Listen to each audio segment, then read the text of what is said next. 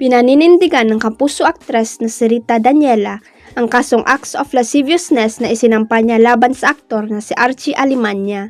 Ito'y matapos ngang lumabas ang balita na mariing itinatanggi ni Archie na binastos at pinaghahalikan niya si Rita sa loob ng kanyang sasakyan nang ihatid niyang aktres sa bahay nito.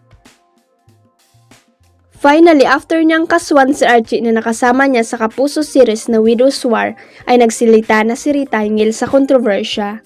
Sa complaint affidavit ng Kapuso star na kanyang isinumite sa Office of the Prosecutor ng Bacoor City noong October 30, 2024, idinitalye ni Rita ang pangaharas umano sa kanya ng aktor.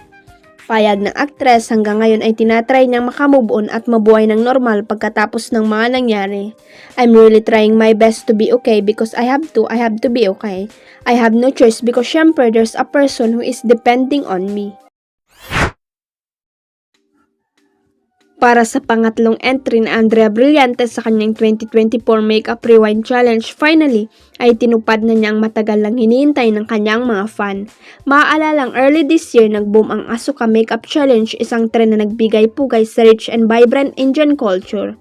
Maraming celebrities at influencer ang sumabak dito, ngunit isa si Andrea sa mga inabangan na hindi agad nakisali kahit pa maraming fans ang nag-request. Ngayon, tila bumawi na ang aktres para sa kanyang third entry, ginawa na niya ang Asuka Makeup Challenge at dahil dito muling bumalik ang excitement ng mga netizen. Hindi nakapagtataka, trending na naman ang video ni Andrea. Sabi niya sa kanyang caption, "I think this was my most requested TikTok trend. Sorry, I am about 10 years late, but finally here it is, enjoy."